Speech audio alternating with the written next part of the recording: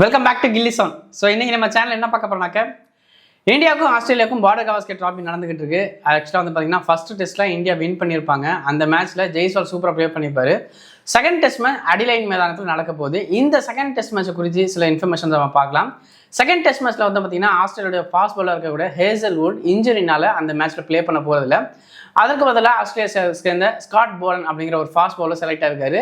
ஆக்சுவலாக ரீசெண்டாக நடந்த ஒரு செய்தியாளர் சந்திப்பில் அவர் சில கருத்துக்களை தெரிவிச்சிருக்காரு. அவர் என்ன சொல்லியிருக்காங்கன்னா, இந்தியாவை சேர்ந்த ஜெய்ஸ்வால் உண்மையில சூப்பராக ப்ளே பண்ணுறாரு, அவருடைய பேட்டிங் பார்க்கறதுல அருமையாக இருக்குது. பட் இருந்தாலும் எங்ககிட்ட பிளான் இருக்குது. ஸோ இந்தியாவோட டாப் ஆர்டர்ஸை நாங்கள் இந்த வாட்டி கண்டிப்பாக வந்து கொலாப்ஸ் பண்ணணும்னு சொல்லி தன்னோட கருத்தை சொல்லியிருக்காரு. கேஎல் ராகுல் வந்து பார்த்தீங்கன்னா ரொம்ப ஸ்டேபிளாக நிதானமாக ஆடக்கூடிய பேட்ஸ்மேன், ஜெய்ஸ்வால் ரொம்ப அதிரடியாக ஆடக்கூடிய பேட்ஸ்மேன். ஸோ ரெண்டு பேருக்கு ஏற்ற மாதிரி இந்த வாட்டி நாங்கள் பிளான் வச்சுக்கணும்னு சொல்லி அவர் தன்னோட கருத்தை வெளியிட்டிருக்காரு. அது மட்டும் இல்லாமல் ஏதோ ஒரு மேட்ச் தோற்றதுனால டோட்டலாக நாங்கள் சீரியஸாக இழந்த மாதிரி எல்லா நியூஸும் பேசிக்கிட்டு இருக்கீங்க. பட் அப்படி நடக்க போதில்லை. இந்த மேட்ச்ல நிச்சயம் நாங்கள் கம்பேக் ஆகும்னு சொல்லி அவர் தன்னோட கருத்தை தெரிவிச்சிருக்காரு. ஸோ இந்தியன் டீமை பொறுத்த வரைக்கும் இந்த ரெண்டாவது டெஸ்ட் மேட்ச் ரொம்ப முக்கியமான டெஸ்ட் மேட்சாக பார்க்கப்படுகிறது. இந்த பிங்க் பால் வந்து பார்த்தீங்கன்னா இது வரைக்கும் இந்தியா 4 டெஸ்ட் மேட்ச் ப்ளே பண்ணியிருக்காங்க. அதில் 3 டெஸ்ட் மேட்ச் இந்தியா வந்து வின் பண்ணியிருக்காங்க. அந்த 3 டெஸ்ட் மேட்சும் இந்தியாவில் நடந்துச்சு. பட் 4th ஒன் வந்து பார்த்தீங்கன்னா ஆஸ்திரேலியாவில் இதே மைதானத்தில் அடேடில் லாஸ்ட் டைம் நடந்த பார்டர் கவாஸ்கர் டிராஃபியில் நடந்துச்சு. ஸோ அந்த மேட்ச்ல இந்தியா வந்து லூஸ் பண்ணியிருந்தாங்க. வெறும் 36 ரன்கள் மட்டும் தான் அடிச்சிருந்தாங்க. ஸோ இந்தியா அதற்கு பழிவாங்கும் விதமாக இந்த மேட்சை ஜெயிப்பாங்களா, என்ன நடக்க போகுதுன்னு தெரியல. இந்த மேட்ச் ரொம்பவே முக்கியமாக பார்க்கப்படுகிறது. இந்தியன் டீமை பொறுத்த வரைக்கும் பார்த்தீங்கன்னா ரோஹித் சர்மா மறுபடியும் வந்திருக்காரு. ஸோ யார் கேப்டன் பண்ண போறான்னு இன்னும் எக்ஸாக்டாக தெரியல. கண்டிப்பாக ரோஹித் சர்மா தான் பண்ணுறதுக்கான வாய்ப்புகள் அதிகமாக இருக்கு. லாஸ்ட் டெஸ்ட்ல வந்து பார்த்தீங்கன்னா ஜஸ்பிரீத் பும்ரா உண்மையிலே சூப்பராக கேப்டன் பண்ணியிருந்தாரு. ஸோ இந்த டெஸ்ட் மேட்ச்ல செகண்ட் டெஸ்ட்ல இந்தியாவோட பெர்ஃபார்மன்ஸ் எப்படி இருக்குன்னு நீங்க நினைக்கிறீங்க? இந்த டீமை பொறுத்த வரைக்கும் பார்த்தீங்கன்னா கேஎல் ராகுல் எந்த இடத்துல ப்ளே பண்ண போறாரு அப்படிங்கிற ஒரு கேள்வி இருக்கு. ஏன்னா ஓப்பனிங் பிளேஸ்ல வந்து பார்த்தீங்கன்னா ஜெய்ஸ்வால் உண்மையாக சூப்பராக ப்ளே பண்ணியிருக்காரு.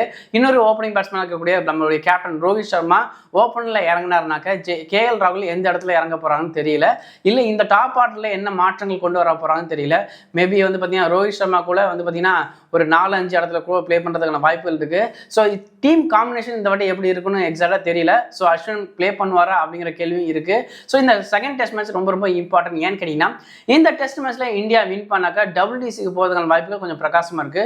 ஸோ இது வரைக்கும் பார்த்தீங்கன்னா பேலன்ஸ் 4 பார்டர் கவாஸ்கர் போட்டிகள் இருக்கு. இந்த போட்டியில மொத்தம் 4 மேட்ச்ல இந்தியா வந்து பார்த்தீங்கன்னா அட்லீஸ்ட் 2 மேட்சஸ் வின் பண்ணால் மட்டும்தான் அவங்களால WTC ஃபைனலுக்கு போக முடியும். அதே மாதிரி ஆஸ்திரேலியாவுக்கும் வந்து பார்த்தீங்கன்னா இந்த பார்டர் கவாஸ்கர் டிராஃபியில் வந்து பார்த்தீங்கன்னா நல்லா ப்ளே பண்ணி இந்த சீரீஸை வின் பண்ணி அட்லீஸ்ட் 2 மேட்சஸ் இந்த மேட்ச்ல அவங்க ஜெயிச்சா மட்டும்தான் அவங்க வந்து பார்த்தீங்கன்னா அந்த லிஸ்ட்லேயே வர முடியும். ஸோ 2 டீமுக்கு வந்து பார்த்தீங்கன்னா WTC ஃபைனல் போகிறதுக்கான ஒரு போட்டி மாதிரி தான் நடக்குது. கிட்டத்தட்ட ஒரு செமிஃபைனல் மேட்ச் மாதிரி தான் இது நடக்குது. ஸோ இந்த 2 பேரில் யார் வந்து WTC ஃபைனல் போவாங்க நீங்கள் நினைக்கிறீங்க? லாஸ்ட் டைம் வந்து பார்த்தீங்கன்னா இந்த 2 டீம் தான் ஃபைனலில் மோதிக்கிட்டாங்க. அதில் வந்து பார்த்தீங்கன்னா இந்தியா படுதோல்வி அடைச்சிருந்தாங்க, ஆஸ்திரேலியா சாம்பியன்ஸ் ஆனாங்க. ஸோ அதுக்கு முன்னாடி நடந்த WTCயில் வந்து பார்த்தீங்கன்னா இந்தியாவும் நியூசிலாண்டும் மோதிக்கிட்டாங்க. அந்த மேட்ச்ல நியூசிலாந்து ஜெயிச்சிட்டாங்க. ஸோ 3rd டைம் இந்தியா வந்து பார்த்தீங்கன்னா ஒரு ஃபைனலுக்கு போக முடியுமா? அது மட்டும் இல்லாமல் இந்த WTCயை முதல்ல ரோஹித் சர்மா தலைமையில் இந்தியா வின் பண்ணுமா? என்ன நடக்க போகுதுன்னு நீங்க நினைக்கிறீங்க?